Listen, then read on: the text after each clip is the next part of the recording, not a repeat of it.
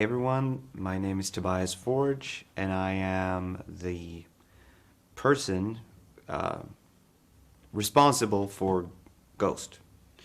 Um, every now and then, as I'm working on my own material, I like to work with cover versions of other songs that other people wrote, simultaneously or in tandem with writing my own music.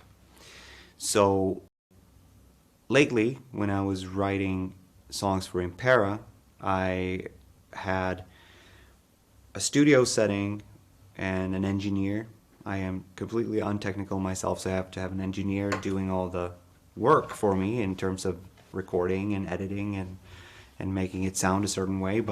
And I sort of stand behind and dictate. Oh, you do? Can we? Oh, and in order for that work to just keep on evolving and never stop. As soon as I come to a halt in my own writing, I don't want to just sit around looking at the wall and all of a sudden want to go home.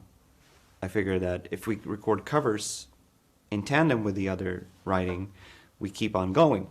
What usually triggers me to write or work with a cover is that there's something in that song that I don't want to call imperfection, but I would want to say that there's something that I want to correct, or something that I feel that I can improve or put a little bit of a contrast fluid into the song, or revamp in a way that I find enticing. I grew up in the 80s and the 90s, and We Don't Need Another Hero was a big song in the middle of the 80s when it was part of a film, as so many other big songs of pop culture. They were featured in films, and so was We Don't Need Another Hero. It's part of Mad Max.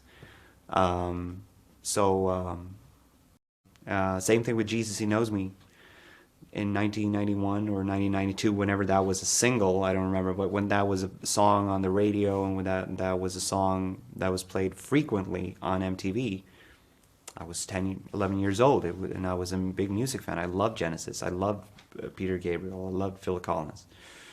And still do. And maybe today they might seem sort of eclectic, that it's a weird choice, but back then it was not. They were as big as The Weeknd at the time. So that was very normal, very mainstream.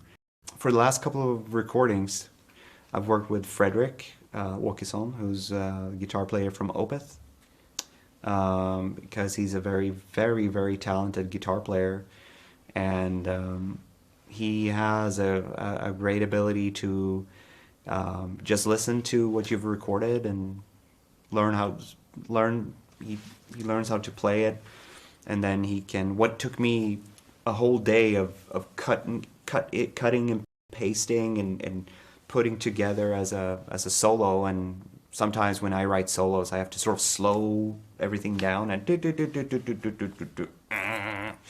whereas when he hears that, he's just like, okay, you want this,